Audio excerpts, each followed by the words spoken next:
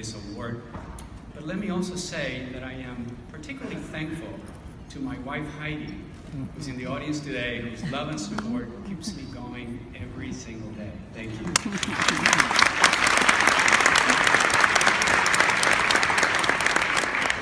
This award means a great deal to me, because since the very beginning of my career as a professor and researcher, my agenda has been to have impact on theory and other academics, but also on practice.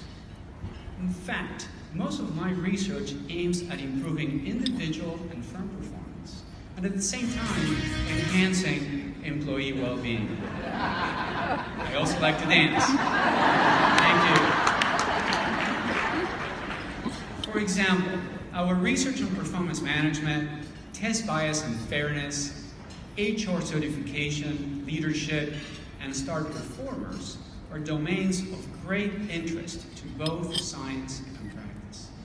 So receiving this award is very meaningful to me because it shows that our research is appreciated by a broad audience, including practitioners. But, as you know, there is a big divide between HR research and HR practice.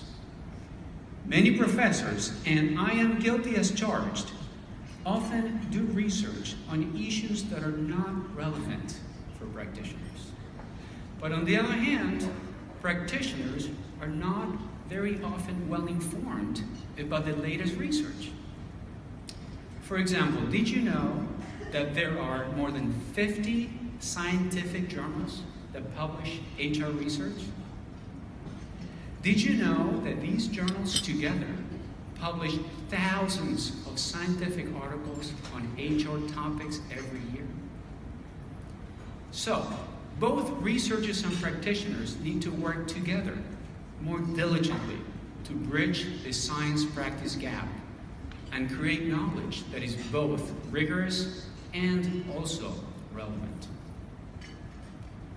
Where shall we start?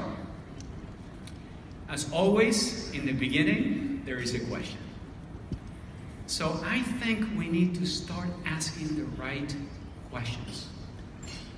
I am going to tell you a big secret. Most researchers are constantly, and I would say desperately, looking for good questions to ask in their research. The pressure to publish has never been more intense. More than 90% of the manuscripts submitted to journals are rejected. So researchers look for and need interesting questions. Research that does not address interesting questions is more likely to be rejected. And who could be the source of those very interesting questions for which we need to find answers? Practitioners. Practitioners understand the pulse of business and organizations much better than professors. Practitioners are in the trenches. And practitioners are always in need of credible and actionable knowledge that they can use to benefit their organizations and the people working in their organizations.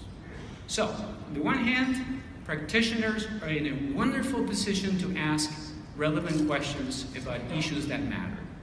On the other hand, researchers are in a wonderful position to answer those questions rigorously. The perfect marriage. So, here's my suggestion. We need more researcher-practitioner conversations about what specific questions research should try to answer. We need to have more interactions between researchers and practitioners to understand what are the grand challenges facing HR in the 21st century.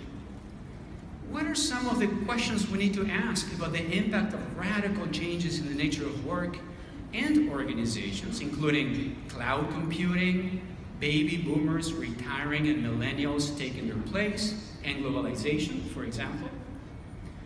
We need researcher-practitioner conversations to set a meaningful research agenda that will result in useful knowledge, knowledge that will benefit organizations, people working in organizations, and society at large.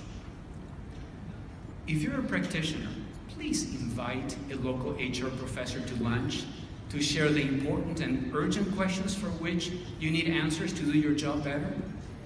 If you're a researcher, please invite an HR practitioner to lunch to talk about what questions you should be asking in your research, questions that are likely to lead to useful knowledge for improving employee well-being and organizational performance.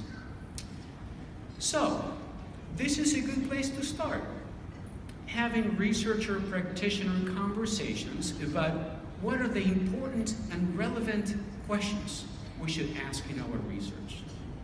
Again, I am deeply, deeply thankful and honored by this award. Thank you very much for all that you do for our field, and enjoy the rest of this wonderful conference. Thank you.